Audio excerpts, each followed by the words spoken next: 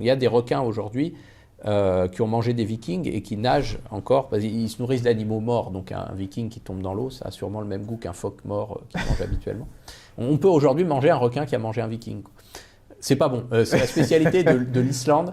Ils les font pourrir parce que c'est toxique, c'est plein d'ammoniac. Et pour enlever l'urée, comme ça, la dégrader, ils le font pourrir sous la terre en fait pendant 6 mois. Ils en font des petits carrés qui servent comme des apéricubes et ça a le goût du desktop mélangé à de l'huile de foie de morue. C'est vraiment dégueulasse. Mais oui, ça existe. Voilà, c'est des animaux qui vivent plus de 800 ans. C'est quand même fou de se dire ça. Des témoins comme ça, tout ce qu'ils ont pu voir ou ne pas voir parce qu'au bout d'un moment, ils finissent par devenir aveugles. Il y a des parasites qui s'installent dans leurs yeux. Enfin, ils sentent autrement. L'électricité, tout ça.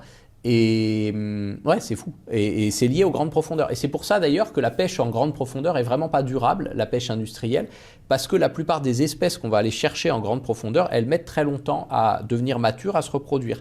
Quand vous mangez par exemple un poisson qui s'appelle le sébaste, qu'on vend souvent en poissonnerie, et souvent sous le nom de dorade sébaste, mais ça n'a rien à voir avec la dorade, c'est un poisson qui va être mature à plus de 20-30 ans.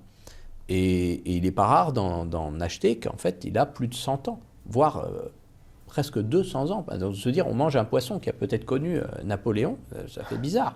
Et donc, il est en général très peu durable. Il y a quelques pêcheries qui arrivent à vraiment réglementer, mais en général, ces poissons de grand fond, ils sont très peu durables. Alors là, on arrive sur la fin de notre entretien. Je laisse toujours un petit moment d'entretien pour pouvoir parler des ouvrages de la personne qu'on invite. Vous avez écrit pas mal de livres, dont un dont le titre m'a intrigué. C'est l'éloquence de la sardine, il me semble. Absolument. Une sardine, ça peut être éloquent. On a parlé tout à l'heure des multiples façons que les poissons ont de communiquer. Ouais. Donc oui, je pense que c'est très éloquent, une sardine. Surtout qu'elles arrivent entre elles à former des bancs de plusieurs millions d'individus qui prennent des décisions tout ensemble sans même avoir à se parler. Si ce n'est pas l'éloquence suprême, ça, d'arriver à prendre une décision et à choisir une route migratoire ou échapper à un prédateur tous ensemble à plusieurs millions sans se parler, alors que nous, même avec des débats, on a du mal à trouver un Premier ministre, c'est quand même de la grande éloquence, moi, je trouve. Mais ce n'est pas un livre que sur les sardines, c'est un livre sur le monde marin en général et plein d'histoires, d'anecdotes, de secrets sur l'océan. D'accord. Et là, vous êtes en train d'écrire un autre livre qui devrait sortir d'ici un mois. Qui sort ce mois de novembre 2025. D'accord.